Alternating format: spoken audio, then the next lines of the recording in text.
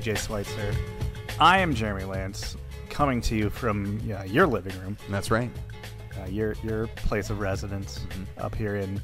What are we technically in? Like, it's Lebanon, right? The school district is Lebanon. The area itself is technically Franklin Township. Okay. Although I've been told that we were annexed a while ago into Middletown. Okay. So while we live in Franklin Township, we have to pay Middletown taxes, and we go to Lebanon schools. So you go to Lebanon schools but pay Middletown taxes? Yeah. So you're not even paying taxes into your own school district? No. And unlike people who live in Middletown, we pay our water bill to Warren County, which is Middletown's not part of Warren County. Yeah, that's at all. Butler County. Yeah. Butler County. So it's a very kind of grayish area that we live in up here. Okay. And if you're from the area, you will have likely pinpointed almost exactly where I live at this point. Yeah. So, but yeah, I heard a radio advertisement for this neighborhood the other day. Yeah, they're trying to sell a few lots left. Well, yeah, I'll take a gander. Okay, give it a look. I don't know that they're still running the free basement promo any longer. So. Oh, that's unfortunate. Yeah, it is, especially for someone who might need one. Yeah, when you got 4 kids, you need a basement to not be near those 4 kids, or to send the 4 kids into the basement and be like, hey, you just trash that basement because I don't have to look at it. That's pretty much why we bought this house, because our old one lacked one, and we desperately needed it. So, yeah, but anyway, we were coming live from somewhere roughly in Middletown, Ohio. And we're unincorporated. Unincorporated area. We were really hoping we were evading taxes, is what I was. This seems like it's like an offshore account going on here. It did not work out that way, and tax-free Nevada. Much like most people are trying to offshore their things, eventually it catches up with you, and it caught up with us very quickly. So, well, that's fun. Yeah, it is fun. You know what else was super fun? This past weekend, you're not going to say soccer, are you? No, of course. Soccer is fun, but this past weekend of the Premier League was just amazing. Now, maybe not as fun for yourself. For some people. Speak for yourself. And we'll get there, but it was a topsy-turvy weekend. And a lot of turvy over here. Much the way the Premier League has gone so far this season, we've had just a slew of very unpredictable results. And I feel like this weekend was that again, but in a different way.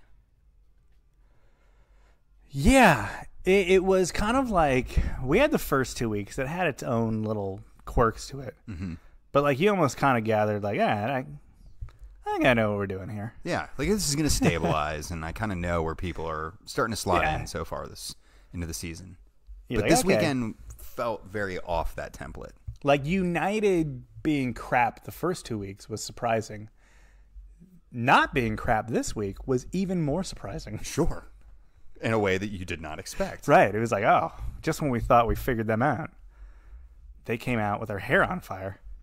And suddenly we're talking about what kind of United team are we looking at again? And more importantly, what kind of Liverpool team are we looking at? Yeah, that is certainly. And perhaps we should just dive right into Let's dive into that match. That was obviously anytime it's United and Liverpool, it's the big match that's hyped up and like the big classic rivalry of those two. It has more. I feel like we talk about this a lot. More often than not, this rivalry in particularly, like, has been a bit weak. Yeah. Either some just very turgid 0-0 1-1 affairs, or you had Liverpool just running riot on United. Obviously, the club that's kind of had the upper hand in overall general success over the past, well, really almost over the past decade. Mm-hmm. But, obviously with the storylines going into this one of like, United is in shambles. We had, our opening topic last week was, is this their lowest point? Yeah. And I think we weren't wrong in saying no, I think it was. It still was. Yeah. But, we then get the result that we got 2-1 Manchester United over Liverpool. And we're going to continue on, the conversation about what's going on with Liverpool here. But the way that United played did not give off the vibe that they were a team in crisis. No, they looked like a team inspired. They came out flying. That first half, they could have had like 3 or 4 goals. Easily. We were talking about this before the show started. They could have wrapped that thing up before the halftime whistle. Yeah. Like the way that the game went down, it could have been 3, 4, 5-0 potentially. You had that 2-on-1 that clanked off the post early on. Mm-hmm. That definitely should have gone in. Didn't they have one called out as well? If my memory serves me right, maybe I'm confusing games possibly. here. But they were, the opportunities were coming. Yeah.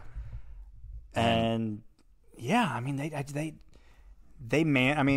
Liverpool eventually kind of, the game settles down a bit in the second half and Liverpool gets their goal, but like United controlled this entire match. Yeah, outside of maybe the last 10 minutes or so, right? Where you could kind of see Liverpool were really pushing for that equalizer. I think United was, they came running in hot, so they were running a little bit out of gas. They were definitely running out of gas. And, of course, bringing on Ronaldo might be the worst person when you're under fire and under pressure for a goal. Let's completely move into first gear here. Yeah, it was just one of those things where, like, hey, we're going to give you this courtesy sub in. But let's talk about that because the beginning of the match, before even things kicked off, when the 11s came out, it was like a load of news. Everyone was just hot to trot about Ronaldo and Captain Harry Maguire being sat on the future bench. Chelsea captain Harry Maguire. Yeah, right. I'm sure you're delighted about that link and rumor. But that was the talk of the town. Everyone was talking about, yeah. And the Liverpool fans were just eating it up because I think they had circled this after the results they'd had for the first 2 weeks. They'd circled this match to go, well, at least we'll get 3 against the trash fire that is United. And they couldn't have been more pleased with the fact that those 2 players were sat down and not participating, at least from the onset of the match. So even more so, they were like, well, okay, this one's in the bag. Like, here's where we'll get our season back on track. And obviously that didn't come to fruition. Nope.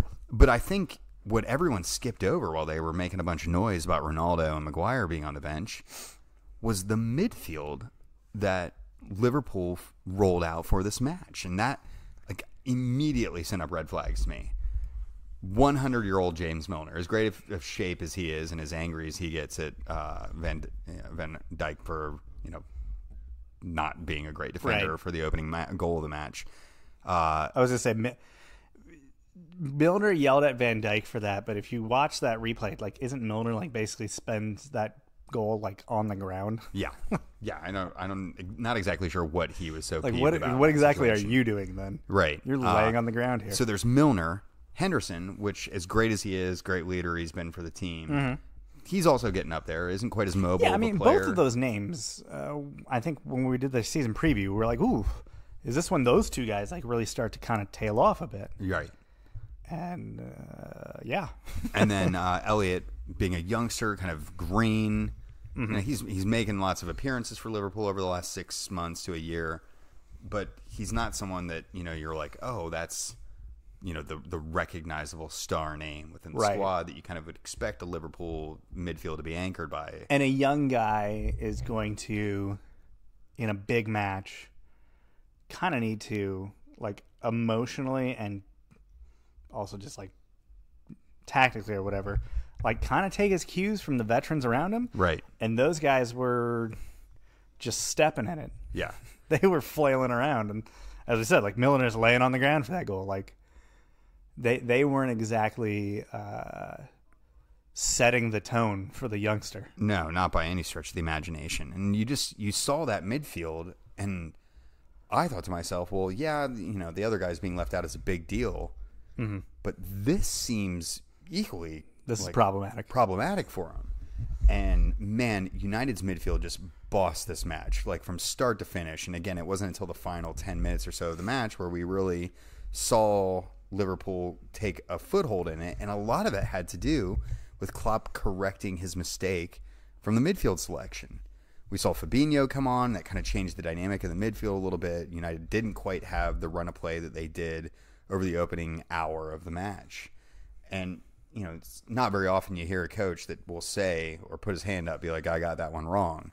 But that Fabinho sub tells you a majority of the story there, where he was like, it definitely is not working. Yeah. And as a result, that just kind of went under the radar.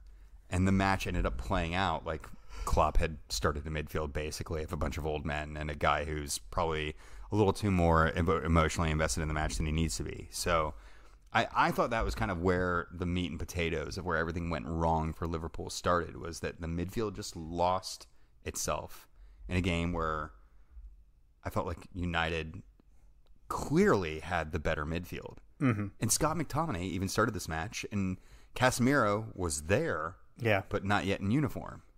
Obviously, that's the latest big sign. Everyone is making fun of, like, they bring him into, like, he shows up at the stadium and gets, like, his escort into the stadium while, like, the fan protest was going on. And, like, the fan protest, like, oh, here's the fans, the supporters stopping their protest about the ownership to applaud and cheer the player that the owners just bought for them. Oh, yeah. It's incredible. I mean, they were literally, they, like, more or less dropped all their picket signs and, hey! Sprinted over to, like, pat him on the back. And it was, you know, just... You can't write that script. You know, it's just it's a beautiful bit of irony watching that all unfold. But you know, I do think he'll boost that midfield and help them to be. You'd hope so. You would hope. There have been a lot of signings that you'd think might have boosted that midfield that really have. Hey, not he over said the last he's few coming. years. He said he's coming to Manchester to win titles. Well, what title? Not which to I know. I was gonna say a lot of people saw that quote and said, ooh, he knows which one he's going to, right? He's going to United, not City. Maybe. It's unclear if he actually knows. You're going to the red one, not the blue one. Yeah. The other thing that I think is really worth pointing out from a tactical perspective, Alexander-Arnold was 100% targeted by Ten Hag's plan for this match. Yeah. And that just seems unthinkable considering the last few years that he's had. I mean, 2 years ago, he was considered...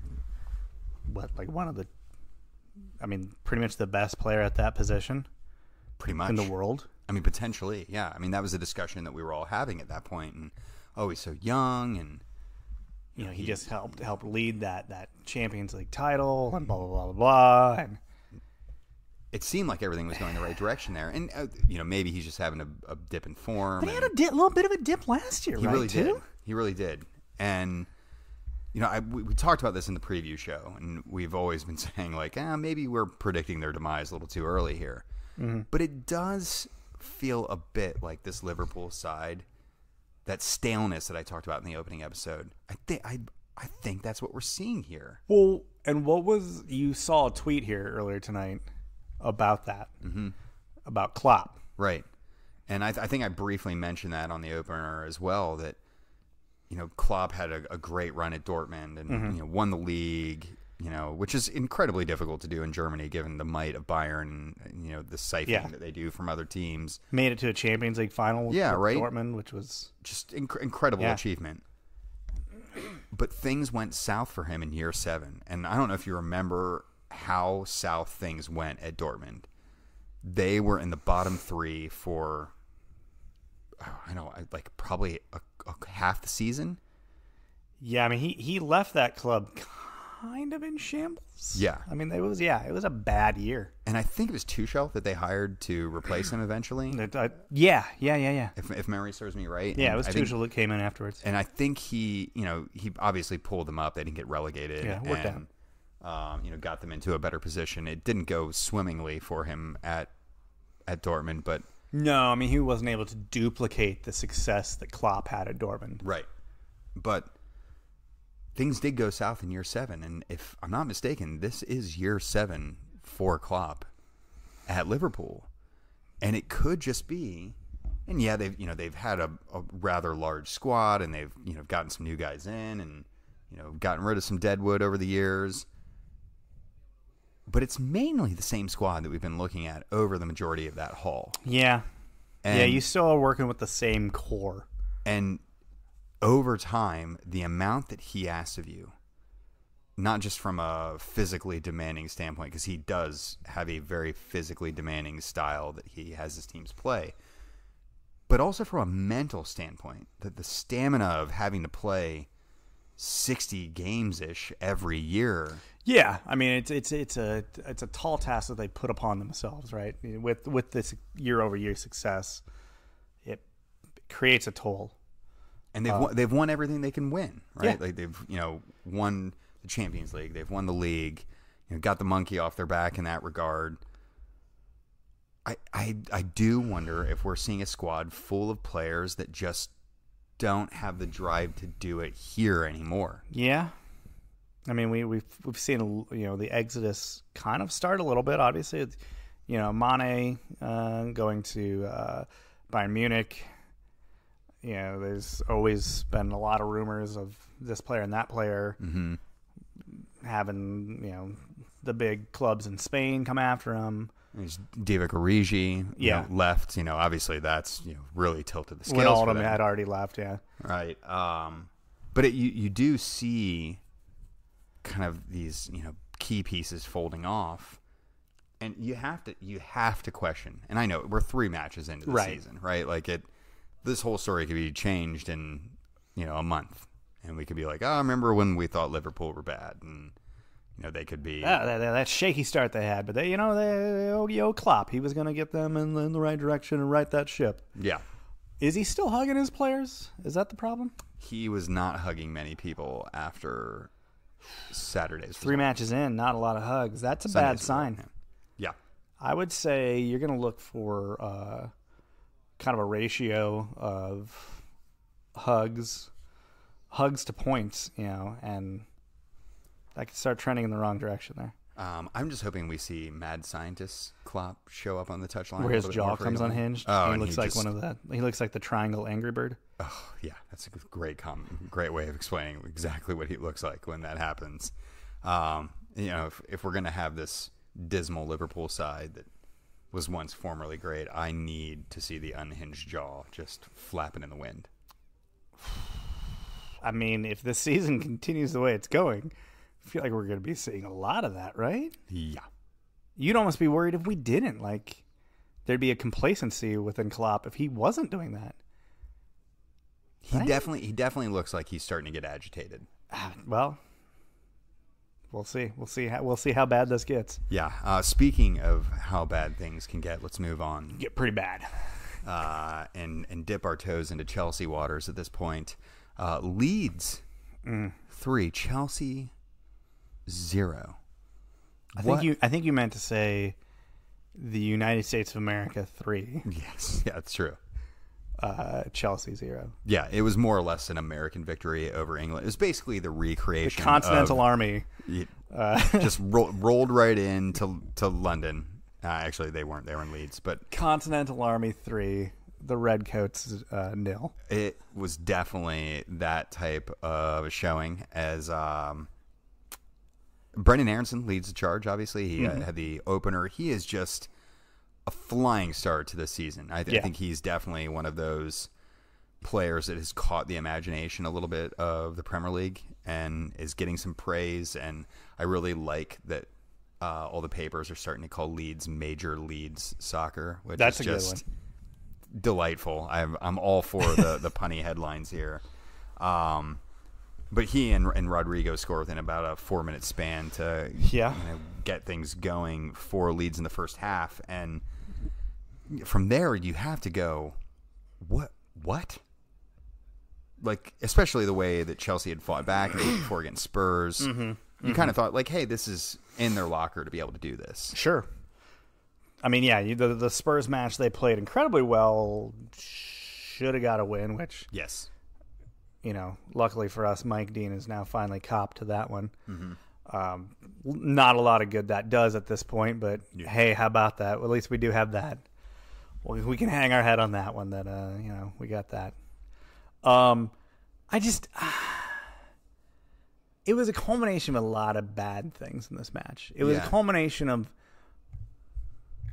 well, you had Mendy doing what Mendy does at least two to three times a season, where he just completely just barfs up the ball and just completely screws something up. Yeah. And gives up a goal. Are you saying you would like Kepa back? No. Okay, just making sure that's not what I'm hearing here. Now, if you were to read Chelsea Twitter this week, that is the consensus. The reason why I asked is I saw more than a few Chelsea fans online pining for the old days of Kepa and goal.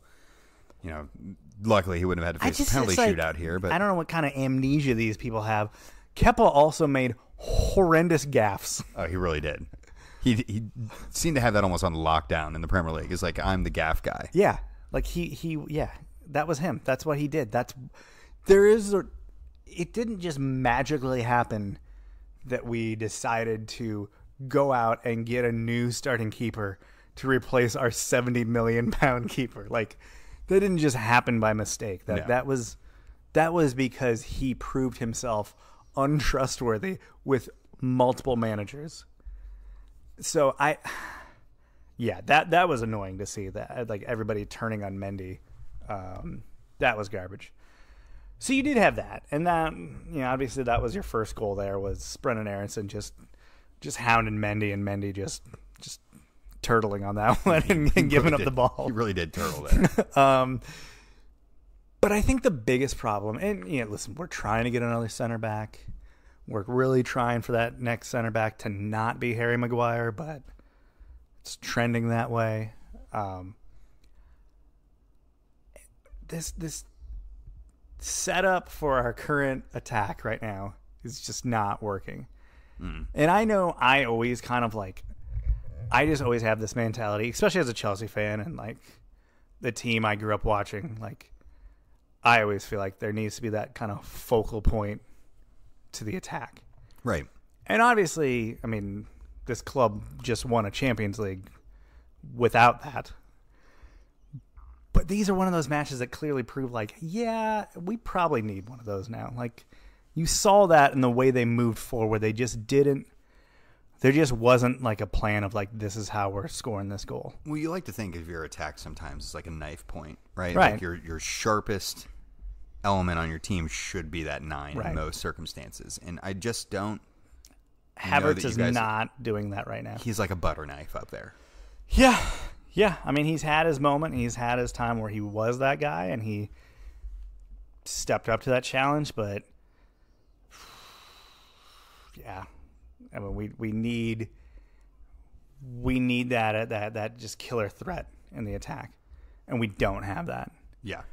We have essentially just a mishmash of 3 wingers and midfielders that just kind of try to get something done. It's like, well, we don't quite have a false 9, but we're just going to call it that for the sake of appearances. Because it's definitely not even a false 9 in that sense. It's like they're trying to play with 3 wingers a lot of the times. Essentially, yeah. And it's essentially like having just 3 midfielders. You'd mentioned how it was like a combination of bad things that were kind of going down, right? Yep. We talked about, the Mendy mistake, the butter knife up front. And I do wonder, too, it seemed a bit like Tuchel was still kind of distracted from the week before. Like he was on a bit of a hangover from the experience. Yeah, no, I think that's pretty fair. Like, he definitely didn't seem... I almost want to say that he may have underestimated that match. I think that's for sure what happened. Like, I think he went in there and figured we'll just do this and we'll be fine. And the match started, and I think he quickly realized that is just not whatever plan he had or whatever team he thought he was going up against. Just none of that ended up being the case. And I know he's like a soft-spoken guy, but the pre-match interview, I felt like he was just deferential. Like he was quiet, and I mean, I think he's a guy who's clearly frustrated with the transfer sagas kind of dragging out. I'm sure he just wants all these players in and get them in this, all these things that they're trying to do. He probably just wants them done. He wants them resolved. He wants the outbound players out. He wants the inbound players in. He just wants that. He wants his roster to be set. It's not. A lot of it's dragging out. They've obviously also had a lot of false starts this transfer window, and guys they thought they were getting.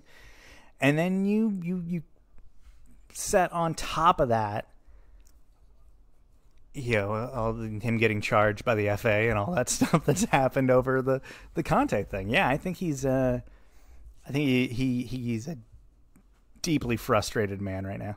Yeah, and I'm still not entirely sure why he or Conte were on the touchline this week. None of this. Apparently, red cards for coaches don't mean that you have to sit out a match.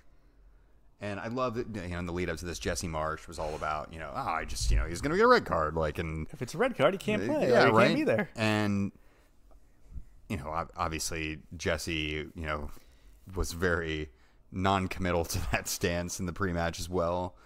But you see all this go down, and there's no way this isn't in the back of his head, because he has to know that all the eyeballs were on him for this match. Did you see Marsh's celebration? Oh, yeah. He basically just was like, hey, that thing you did, your second goal last week? I'm going to now do that. I'm going to just carbon copy that. It was amazing. It was amazing. Jesse Marsh is easily turning into the biggest troll manager in the league. Normally guys from Wisconsin aren't that way. But I don't know. He's a different breed. He's from Racine. They get a lot of tornadoes and bad weather there, so they got a bit of an edge to them over there in Racine, the Xenia Wisconsin. Of Wisconsin, apparently. Pretty much. Yeah. Speaking of which, I was in Xenia this weekend for storms. Was there any? I was going to say, was there tornadoes? There was a tornado warning right after we left. On Sunday. Yeah. Yeah. No, I was driving up to Dayton when that was all. I just stuff. watching the wall of storms. For those not 75. from Southwest Ohio, Xenia has literally been hit by 100,000 tornadoes, and it's their downtown has been struck multiple times. So, sorry if we're making an inappropriate joke here, but so just think of wherever you live, that town that always gets hosed by bad weather. Yeah, that's what we're talking about. That's what we're talking. Yeah, exactly. But it wasn't just Chelsea who had a bad weekend. City also had a result. City had a surprising weekend. Mm-hmm. I feel like if there was a lot of things we felt certain about in the early days of this season, City's dominance was one of them. Sure. We knew that going into the season. Mm-hmm. We knew that from last season. We knew that after the first 2 weeks of this season. So for them to go out against a Newcastle side that is still in the process of actually finally spending money, mm-hmm. which they actually did. They did today or yesterday or something like that. Yeah, they're definitely got a couple incomings here. Throwing some big boy money at a striker right now. Didn't see them coming out at the gates hot and they go down super early. They go down 2-3 minutes into this match. Well, so actually, they went quick. up. They went up. Right, City did. Yeah, right. Yeah, City went in. Yeah, sorry, I didn't quite follow. Yeah, Gundogan had a goal in the 5th minute. Okay, 5th minute, yeah. Mm-hmm. And then for Newcastle to score 3 unanswered.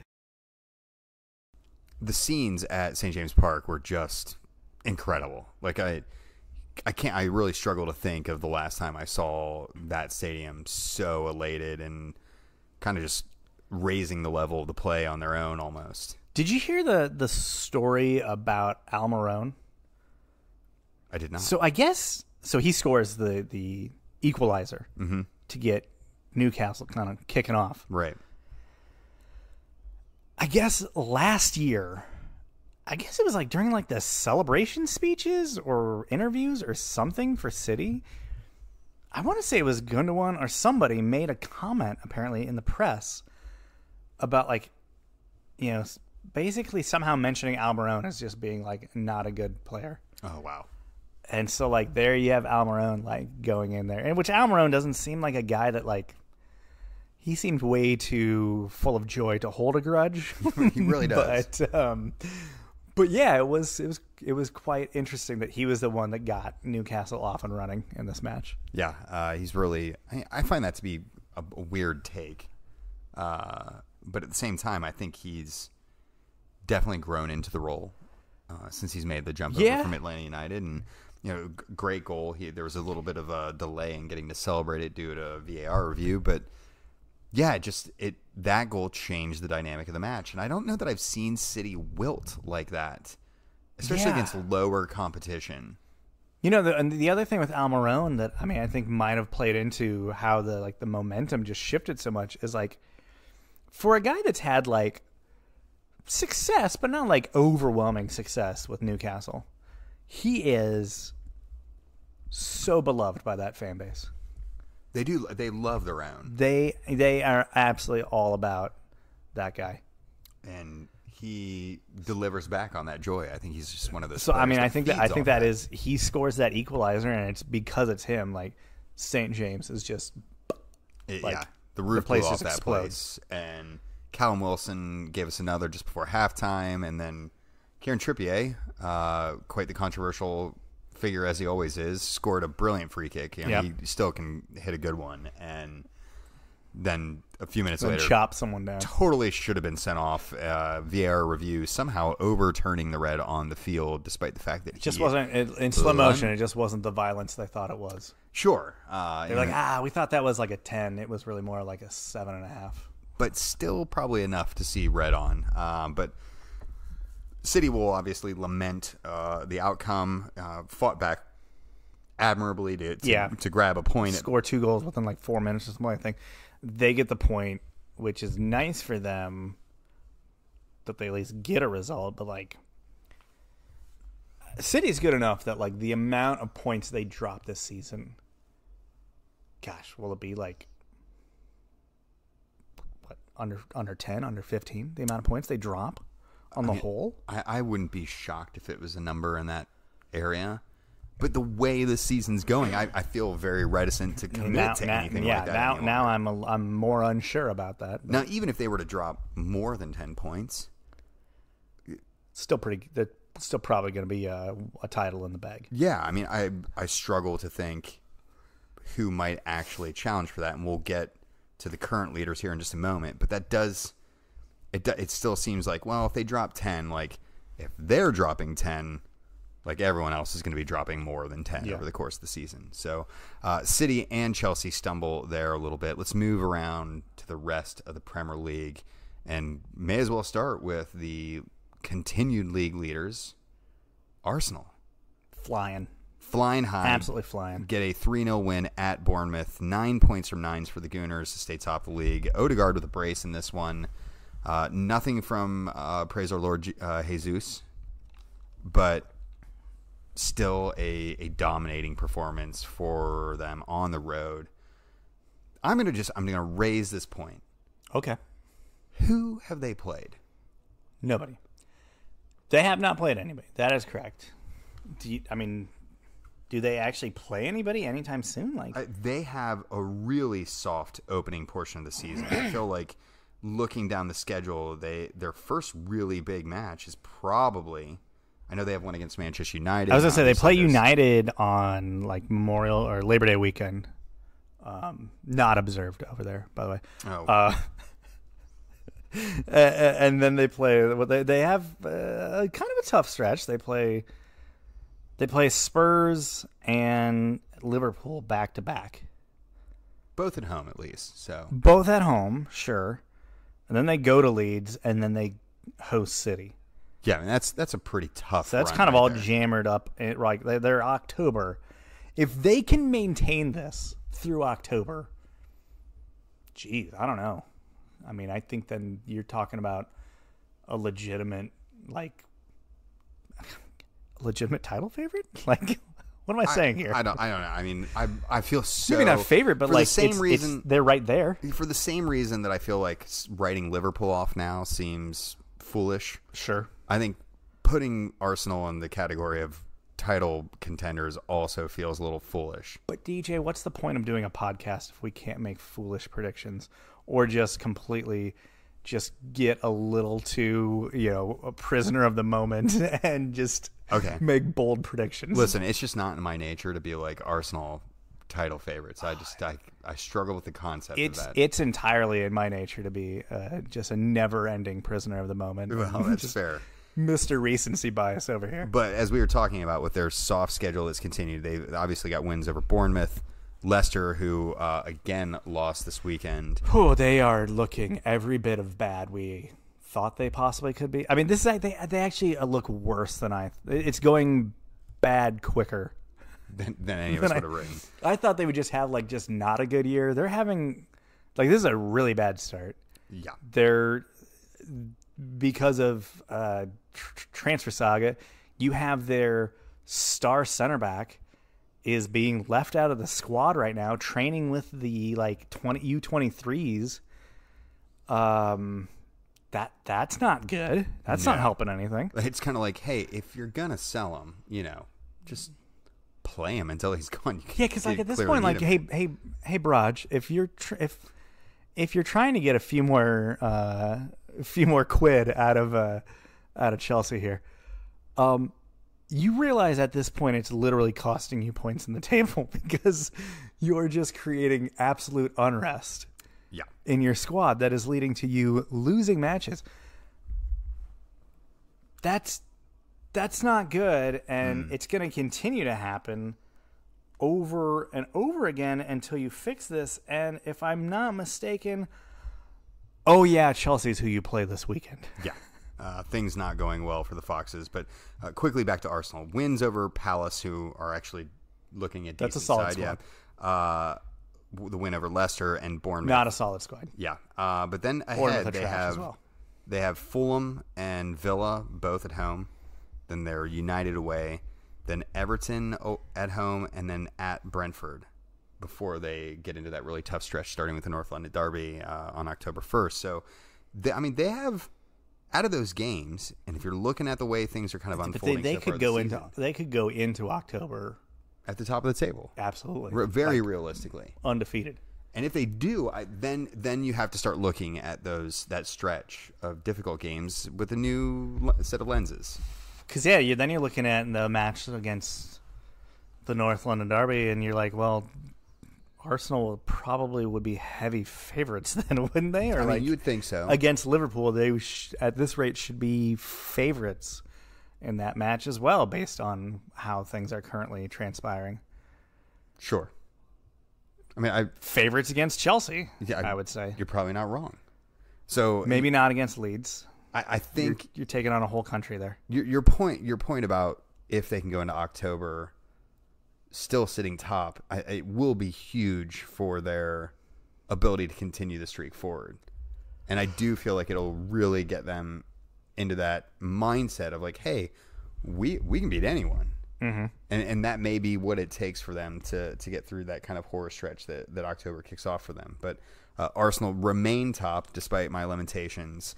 My Spurs getting a gutsy, frustrating 1-0 win over Wolves. What's the word they always like to throw around in England? Graft. They showed graft. There was some graft, yeah. Definitely, good to see them hold a clean sheet, which is something that they've really struggled with of late. But Harry Kane off the mark again, coming up huge for the team in the moment that they need him to. Mm-hmm. He now is the player that has scored the most goals for a single team in Premier League history, which is a mouthful, but certainly a record worthy of yeah. That's wild. Yeah, I think he moved. It's like, where's he at in the overall standings? I think he's fourth now. Okay, yeah, okay. So like the only people ahead of him are like, I think maybe Henry. I don't think Henry is. I know he's past Rooney. He's still a ways. Henry has scored less than Drogba. Okay, maybe it's not Henry, but Drogba and Henry would both fit the bill of the fake award that Harry Kane currently has. Yeah, sure. But I do, he's miles behind Shearer. Right. I don't think that's a record that him or potentially anyone could potentially catch. Right. Maybe Holland, if he continues to have the goal scoring record that he's had over the last few years, but even that's debatable. But regardless, Spurs get a win, hold themselves. They're still unbeaten as well to the start of the season, which is certainly a respectable achievement given where they find themselves in the table. So, legitimately or otherwise, they're still unbeaten. Yes. Hey, you get points how you can get them, right? Yeah. So anyway, Spurs. Or how you're given. Yeah, that's true. Sometimes they are gifted. Thanks, referees. Everton are a side that still are. It's not great. Searching for a win. They get a 1-1 draw versus Forest at home. Yeah, which they had to grab like at the death. I think they scored at the 88th minute. Coughed up the lead at the 81st. Yeah.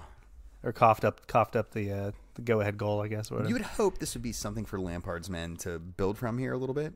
Well, I mean, they had that big 1-0 win yesterday over Fleetwood Town, so really did them under there. Look out. I watched that match, and I understand that they rotated the squad quite a bit, but Fleetwood Town, it wasn't like they were just getting dominated.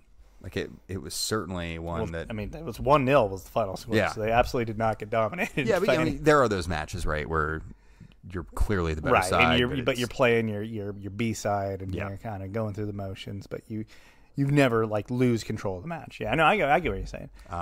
But yeah, they, you would hope this would be a little bit of a momentum builder for them. Get that late draw, something to celebrate, something to feel good about. Sure, hopefully. Potentially build from there. They won't be building with Dele Alli, who I'd learned from you just before the show. Just landed in Istanbul. Off to Turkey, doing the thing that failing players go do after that's what you do. They burn through their wick in the Premier League. When you have exhausted your stay at big European clubs, you find yourself in the Turkish Super League. That is the truth. Let's head over to a side that is performing above expectations so far this season. Oh, okay. You want to go the Cottagers? Yeah. Hey, how about that? If you told me from the promoted side, like here's the one that's going to do the best, I don't know that I would have picked Fulham. Definitely would not have picked Fulham. But as things currently stand, they find themselves much higher up the table than they would probably normally feel like they should be at this point in the year. And getting a big 3-2 win over Brentford, Mitrovic back on the mark. This is a fun Fulham side to watch. Yeah. You never quite know what you're going to get, but they are producing in a way that they just weren't doing underneath, the realm that they've been in over the last few years. And should we be talking more about Fulham, especially here? You have a promoted side doing well, captained by an American. Craziness. Tim Ream. Tim Ream is maybe the most disrespected American footballer easily on the planet. Like I don't even think he's remotely in the discussion for the World Cup squad. No. Why not? Greg will just as soon as finally call John Brooks back and end that feud. Then he will remember what Tim Ream's phone number was. It's really just like the drunken hangover from the Klinsmann era. Like, apparently. Listen, we're not picking Klinsmann. We're not. guys. Yeah. You guys you're all dead to us. Yeah. It's certainly a bit of an oddity though, but Fulham outperforming expectations so far this season. In the league. Yeah, for sure. Not in the league. Well, let's just... They lost their Caribou Coffee Cup match yesterday to Crawley Town. Powers. Currently 23rd in League 2. Good for them. So...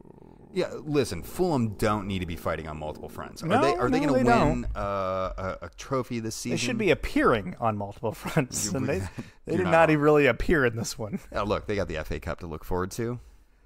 Maybe. Sure. Maybe not. I mean, yeah. They play Arsenal next, by the way. Ooh, yeah, that's a tricky fixture for them. Away from home as well. Yeah, have fun. London Derby. It's the big one. Yeah. Everyone always circles that one. Let's go to the other side of London from Fulham. Mm-hmm. West Ham have lost all their matches. Yeah. All of the matches are losses. 0 points out of 3. This time to Brighton, who, if memory serves, you picked as your I don't relegation candidate, Brighton? That doesn't ring a bell. Yeah, it doesn't at all, huh? Must have been a different podcast you were on. Yeah, that is, you're right. I'm on so many of these at this time of the year. 2-0 loss at home. Yeah, to Brighton. Goals from McAllister and Trossard. Brighton continuing to punch pretty well, considering they lost their 2 best players, most likely heading into the season, and Mbasuma and your curly head fellow that people just beg to yank on his hair. I'm sorry, we're yanking on people's hairs? Oh, Colaccini or whatever it's saying? Yeah. Colaccini reincarnate. I don't know what the kid's name is yet. Yeah. Just we'll call him like Cuckoo Kuru or something like that. Yeah. But yeah, West Ham are just looking a shell of the side that everyone was praising a lot last year. Yeah, they rode out that second half of the season on a high, and that is nowhere to be found. They're making moves, though. They're spending money this week. Yeah. They just grabbed Emerson from Chelsea. I think they're making a couple other moves. There's talk of someone from PSG potentially heading there. Yeah, they look willing to shell out the dough to keep themselves in the conversation as a top half side. Mm-hmm. But yeah, it was a slow start to the season for David Moyes' men. Hopefully, Mr. Moyes isn't getting some of that fraud talk tossed back his direction, but he seems to be a manager of hot and cold spells. Sure does. Bit streaky, that guy. Yeah. Stateside? Would you like to go stateside? Yeah, quickly, Palace also getting a win. Hey, how about that? Yeah, Vieira's really got them, I think, pointed in the right direction now, if nothing else. What's the ceiling for that side? I picked them as my dark horse for the season. And so what would that be for you? Like, what do you think? What is success for Crystal Palace? Is that a top half finish? Are they looking higher than that? Do they want to try to maybe even try to snatch a European place? With the European places expanded now at the Conference League. Sure. I don't think that's out of the question for the way that they're playing, and I think they're probably getting a little bit of a boost from that Ted Lasso connection a bit, and always helpful. Yeah, when you have Selhurst Park is Emmy award-winning TV show filming at your training ground. Yeah, and stadium for that matter as well. Stadium, yeah. But yeah, it's definitely a positive start to the season for Palace at this point. Let's go stateside at this point. So this would normally be where we go through like the matches and the MLS. Like, oh, hey, how about FC Cincinnati not being hot garbage? Or hey, Atlanta finally got their head out of their butt. Like, we're gonna go in a different direction. Yeah, and we're just gonna segue this one into winners and wankers too, because we this undoubtedly both unanimous the same wanker this week. Wanker pick is I would say not announced. I guess leaked announcement or accidental announcement or test balloon announcement of the National Soccer League happened this week. You're probably saying to yourself, what are you talking about? We don't know. We don't actually know what we're talking nobody about. Nobody knows what this is. So it was a bunch of wankers. Yeah, it was like Sunday or Monday. Yeah. All of a sudden, this stuff... I think it was Saturday. All this stuff kind of started to float out. And we'll give credit to friend of the podcast, Mike Pendleton, down in Tampa Bay. I feel like he was one of the first ones to kind of grab it and really push it out to the masses. Yeah, and as such, he's been called a troublemaker and toxic troublemaker. But he kind of unearthed this and brought it forward into the soccer Twitter's conscious a little bit. And this video that is somewhere between something else, infomercial and crappy AI creation. Yeah, it had like vibes of like if an alien force came down and they wanted to like push out like a message onto TVs to like, let people do not be alarmed, citizen. we're just here to fix things for you, and we're good overlords. We are here to seek the flourishment of this planet of yours. Do not be afraid. Yeah. So this video comes out that right off the bat, what on earth is this video? Like some bad animations, a guy that's like clearly in front of a green screen. Yeah, and he's like refers to himself by just his first name, like, hey, it's Steve. He's like, hey, this is like Carlos or whatever from and like nothing it's like, that you I know. don't Carlos, we have not met before. You're gonna need to be a little more formal than that. Yeah.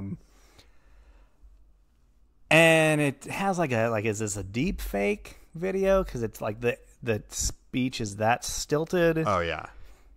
Or is it like, hey, is this just a gentleman just talking like not his native tongue? Maybe. So I can't remember who. Some people were posted these saying that online. this was like an actual actor that's like has like an IMDb page. I think he is. And has also done like other similar promotional videos for like other companies and like investment ventures. There's like a security company Yeah. that he did one for that looked eerily similar to this one. Like I think it was Bob Williams. That Yeah, it pushed was that out. Bob Williams. I was trying to remember who posted that.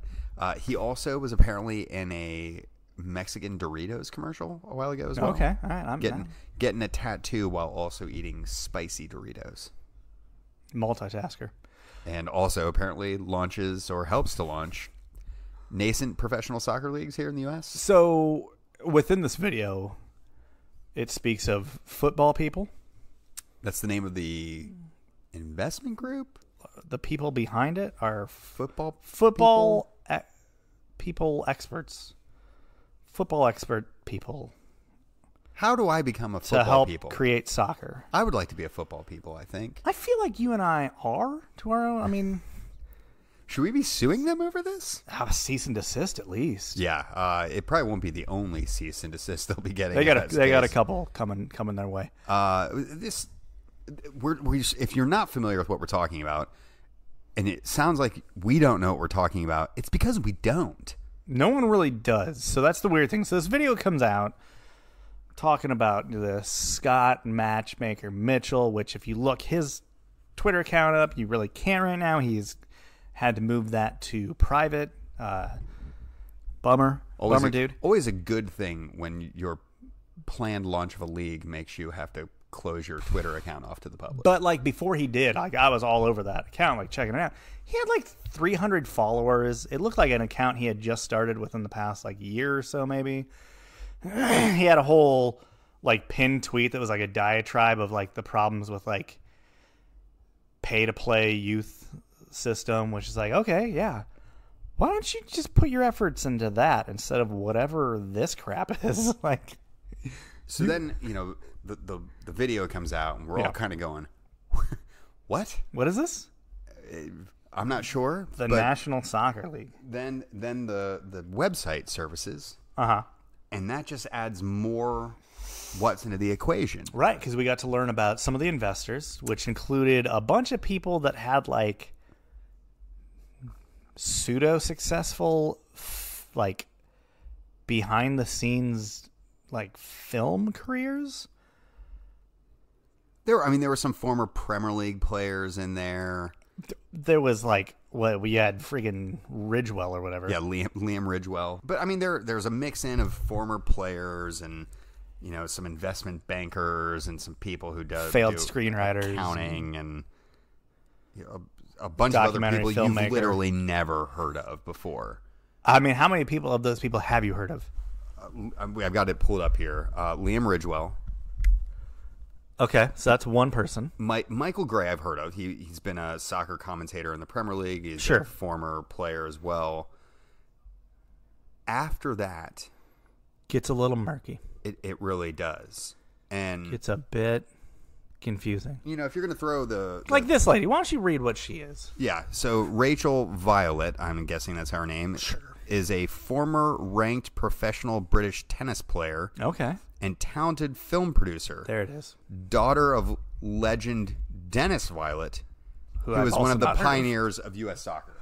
So Is he, though? I've been following U.S. soccer since I was a child, and intensely so. So much so that it has landed me work in the industry multiple And you times had over. yourself a Dennis Violet poster above your I bed. have no clue who Dennis Violet is. Like, absolutely none. And that really says about everything you need to know about what's going on with this league. It's just a bunch of people that you've never heard of that are trying to make another professional soccer league work in this country. How many leagues do we have in this country where another group has come in and been like, you know what, we're going to be the ones to solve the problems? And this whole website is littered with these types of, like, we know the problems of American soccer and we're going to solve them because we're football people. And that's about the extent of the pitch. Yeah, because they're football people, and everybody here currently making soccer happened isn't football people experts. No, not to them. It was just, it had a very condescending, like, nobody knows what they're doing, but luckily we're these altruistic British people that are going to come in and fix all your soccering woes. Yeah. I mean, it's weird. So by the way, I have our answer on our friend Dennis Violet. Okay. He was he is no longer with us, R.I.P. He played for Manchester and Stoke. Okay. He was actually one of the Busby babes that survived the Munich air disaster. Okay. I mean, that is it's good. He then played for the Baltimore Bays for like 2 seasons, or 2 seasons, and then he was the head coach of the Washington Diplomats for 3 years.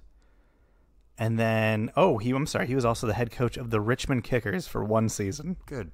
Yeah, definitely. So that you can definitely put pioneer of U.S. soccer in his resume, I suppose. If it wasn't for him. So we haven't even gotten to this. This is easily the weirdest element of all this. So they have clubs that they've announced. Right. And I'm not doing air quotes, but pretend me doing air quotes. Here are the clubs. Okay. Aztecs. Heard of him. Trademark. Diplomats. Well, heard of him. Washington Diplomats. Trademark. Old Violet was running the show. Sting. Trademark. Chicago Sting. Yeah. Mutiny. Trademark. Okay. Minutemen. Who's trademark? Trademark. Who's trademark? Galacticos. Trademark. By them? Liverbirds. Excuse me? Liverbirds. Trademark. And here's where we go. Yeah. Liverbirds. And if you're going, hey, are they like, is that supposed to be like Liverpool? Well, yes. According to the page for that club, yes, absolutely. Same with Galacticos. That's definitely a complete ripoff from Real Madrid. But all these other ones, they're all old NASL marks minus the Mutiny, which is a defunct MLS team. But the league still owns the marks to those. Now, obviously, that needs to be partnered together with Tampa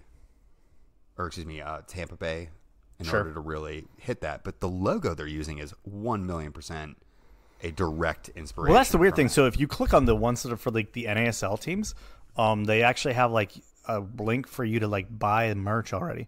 But it's just like the merch that already exists, because like all former NASL brands, it's all just vintage merch that soccer dorks just have been hawking for 40 years now. I think Ted Westervelt was selling some of that stuff as well. But mysteriously absent from literally every single one of these are the city names that are most closely associated with these relatively well-known soccer brand names that are no longer around, but people know, right? Mm-hmm. Like, all those were names that I was familiar with. I can picture their logo in my head. Great. Yeah.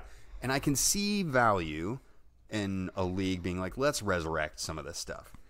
But the complete absence of city names is not coincidental in my mind. Like, there's no way that that's not a part of the equation here. So is this going to be like one of those leagues that, the fledgling leagues that just exist in like one venue?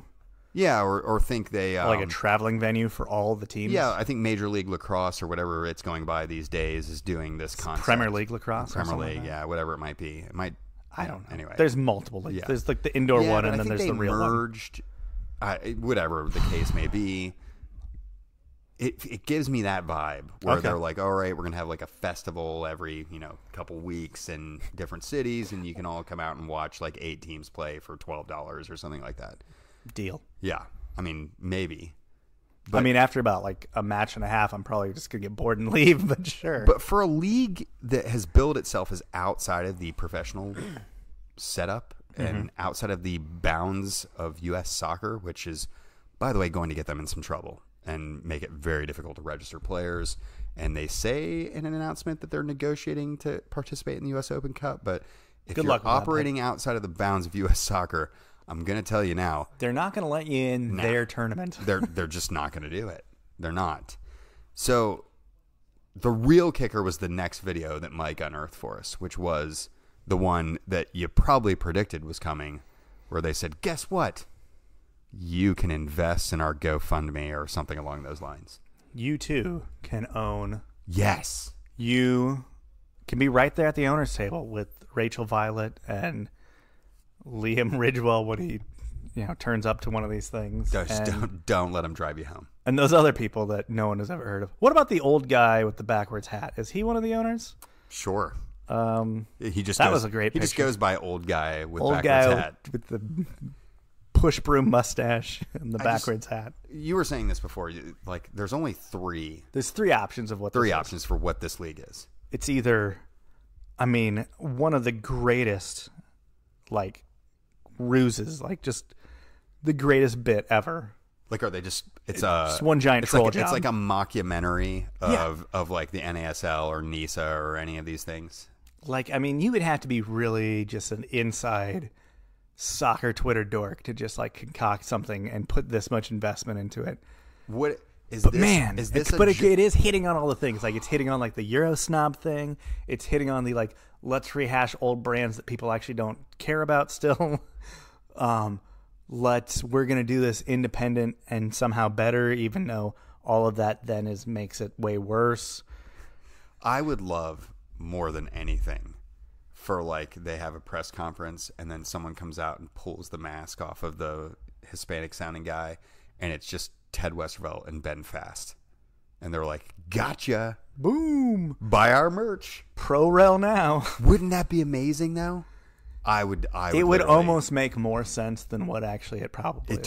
That to me is the most logical explanation for this. So that's number one, logical, that it's just a complete con job. Okay. It's just a total the long con fake out troll job. Okay. Option two is I would say just grift in the most sinister of ways of hey, please invest in us. You can invest and be an owner in this league. And it's just a complete... that will die in 6 months. And that you'll never see that investment because they're just going to take that money and run. Sorry, we were using it for and it's marketing. Just it's basically the soccer league equivalent of an NFT. Yeah. Okay, hey, would you like to own this? Well, what is this? Oh, it's a team. Yeah. Where does this team play? It plays in blockchain. Yeah. I don't know. It plays on the metaverse. Yeah. Right. Oh my god. Ben Fast and Ted Westervelt's Dream League that plays out on the metaverse. Partnership with Facebook coming. The third option, and sadly probably the actual reality, is that this is the actual honest attempt at a league by a deeply delusional British man in Los Angeles. That's definitely the most likely answer here. It seems almost that's exactly what it is. With a mix-in of the whole grift part. With the mix-in of the fact that, you're probably not going to see that money again if you donate. You'll 100% not see that money again. I just don't give these people your money. This will not work out. It won't. There's no way this works out. Well, when has it ever worked out, DJ? When is these we're gonna do it better leagues? When is the we're gonna do it better league ever worked out? Well, if you don't have any billionaires involved, that's a problem. And you are not gonna operate within the confines of the governing body. Also a bad sign. Seems problematic. And you're using a bunch of marks that you may or may not actually have permission to use. And are already selling merch, apparently. If I didn't want to give them my money, I would want to buy a shirt. Just because in a few years, be remember when this was a thing? But see, those marks must be relatively cheap to get the rights to. Because you see all of these t-shirt companies and stuff that sell our vintage line, and it's all of the old NASL gear. So the licensing rights must be not super high on those things. Oh, they can't be. They may have even purchased them outright. They're probably a couple $100 or something like that. Yeah. So that's all that's essentially all they own was the merchandise licensing. It almost which seems any of us could go do. It almost seems like a t-shirt printer. Someone was sucking all these things up to do something with them and they didn't know what, but they're like, hey, we'll figure it out after we get him. And then someone's like, wait, what if we started a league? Yeah. I mean, kind of like when, like, all the NASL brand stuff just laid around for decades, and then someone was like, hey, let's start the league again. And nobody within earshot of them said, should you? Should you be doing that? Is that a good idea? I don't know. It didn't work out last time. Well, let's make it not work out again. There was a reason why all the MLS franchises initially were 10-foot poles away from all the old brands. All that had been it was damaged goods. Yeah. And obviously there are some brands that have made their way into Major League Soccer now, the Sounders and Timbers being the most prominent example of those. Same with the Whitecaps. There's value in some of these still, and obviously if you put it with the right group, you could farm something out of that. Sure.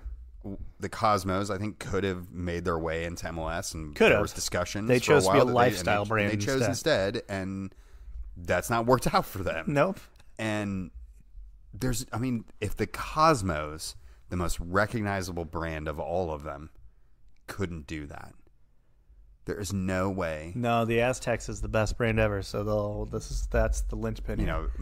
Ignoring the fact that they may or may not own the rights to that, and potentially kind of racist, but that's just it's one of those ones that you probably if you're doing it again. Maybe you don't do that one. Maybe you skip that one. Maybe this is the wrong choice because why don't we just steal the Fort Lauderdale Strikers again? Why don't we just do that again? Someone's got to be behind that.